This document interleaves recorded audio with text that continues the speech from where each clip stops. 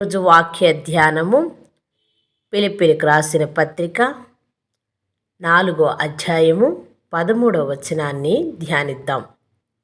నన్ను బలపరచు వానియందే నేను సమస్తమును చేయగలను. ఆమేన్. దేవుని యొక్క బలము చేతనే మనము ఏ విషయంలోనైనా ప్రయాణము చేయగలుగుతాం, మరి గెలవగలుగుతాం అంటూ ఈ వాక్యము సెలవిస్తుంది. భక్తుడైన పౌలు గారు ఈ మాటలు రాస్తూ అంటూ ఉన్నాడు, నన్ను బలపరచు అని ఎందే నేను సమస్తాన్ని చేస్తాను. దేవుని యొక్క శక్తి ద్వారానే మనం సమస్తాన్ని చేయగలం. మనం బలహీనతలో ఉన్నప్పుడు, సమస్యల్లో ఉన్నప్పుడు, కష్ట పరిస్థితుల్లో ఉన్నప్పుడు దేవాది దేవుని శక్తి చేతనే మనము చేయగలము అంటూ ఉన్నాడు. ప్రభువైన యేసు క్రీస్తు వారు ఏ విధంగా అయితే పౌలు గారిని బలపరిచాడో అది కూడా జ్ఞాపకం చేసుకుంటూ చెప్తూ ఉన్నాడు. యెషయా గ్రంథంలో కూడా 40వ అధ్యాయం 29వ వచనంలో దేవుడే మనకు బలమిస్తాడని రాయబడి ఉన్నది. బలహీనులకు బలమిచ్చువాడు ఆయనే అంటూ ఉన్నాడు.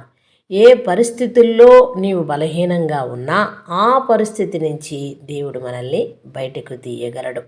ప్రియ సహోదరుడా, సహోదరి, మరి భక్తుడైన పౌలు గారు జైల్లో ఉన్నప్పుడు ఈ మాటలు అంటూ ఉన్నాడు.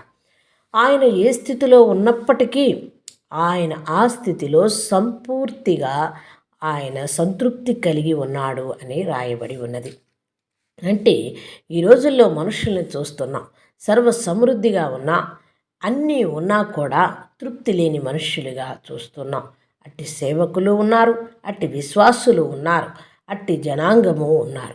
మరి భక్తుడైతే ఇక్కడ మాట్లాడుతున్న మాట, నేను ఏ స్థితిలోనున్ననో ఆ స్థితిలో సంతృప్తి కలిగి ఉంటున్నాను అంటూ ఉన్నాడు. మరి నాకు ఇలా లేమి కలిగినందుకు నేను మాట్లాడటం లేదని కూడా మరొకసారి తెలియపరుస్తూ ఉన్నాడు. మరి దేవాది దేవుడు ఎందుకు పౌలు భక్తుడికి ఇట్టి మనసు ఇచ్చాడు అంటే ఆయన్ని ఆనుకొని ఉన్నాడు, ఆయన హత్తుకొని ఉన్నాడు. అందుకనే భక్తుడు ఈ మాటను కూడా చెప్తున్నాడు, నన్ను బలపరచువాని ఎందే నేను సమస్తాన్ని చేయగలుగుతాను అంటున్నాడు.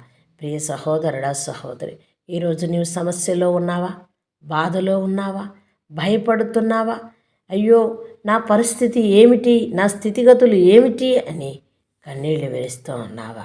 నిన్ను సర్వ సమృద్ధిలోనికి నడిపించిన దేవుడు, నీకు సహాయము చేసిన దేవుడు, నిన్ను ఈ విధంగా నిలబెట్టిన దేవుడే నిన్ను బలపరుస్తాడని నీకు తెలియదా? అవును, మన బలహీనతలో మనకు బలమిచ్చువాడు ఆయన. కాబట్టి దేవా, నీ బలమును సహాయము దయచేయి. సమస్తము ఉన్నా కూడా మేము సంతృప్తిగా లేమయ్యా, మరి నీ బలాన్ని మాకు సహాయము దయచేసి మమ్ము నాయన నీవు సమస్త కార్యములు చేయుటకు నిలబెట్టయ్యా అని ప్రార్థిద్దామా? చిన్న ప్రార్థన చేసుకుందాం. నన్ను బలపరచు వారి ఎందే నేను సమస్తము చేయగలనని వాక్యాన్ని ధ్యానించినప్పుడు అట్టి వాక్యమును బట్టి తండ్రి నీకు కృతజ్ఞతలు చెల్లిస్తున్నాను. అలనాడు భక్తులు ప్రభువా ఏ లేమిలో, కష్టములో, బాధలో, వేదనలో కూడా సంతృప్తిగా ఉన్నారు అని దేవుని వాక్యం సెలవిస్తుంది. అవును, మేము బలహీనతలో నీ బలాన్ని పొందుకునేవారిగా, నీ శక్తిని పొందుకునేవారిగా, నీ జ్ఞానమును పొందుకునేవారిగా ఉండుటకు సహాయం దయచేయండి అయ్యా. నేనే స్థితిలో ఉన్నా ఆ స్థితిలో సంతృప్తి కలిగి ఉన్నాను అంటూ ఉన్నాడు. నన్ను బలపరచు అని ఎందే నేను సమస్తమును చేయగలను అంటూ ఉన్నాడు. నా ప్రభువా, నీవు సమస్తమును చేసే దేవుడవు కాబట్టి నీ బలమును మాకిచ్చి వినుచున్న వారికి మాకును అట్టి జ్ఞానము సహాయము దయచేయమని మా ప్రభువును రక్షకుడైన యేసు క్రీస్తు నామమున ప్రార్థిస్తున్నాము మా పరలోకపు తండ్రి. ఆమేన్.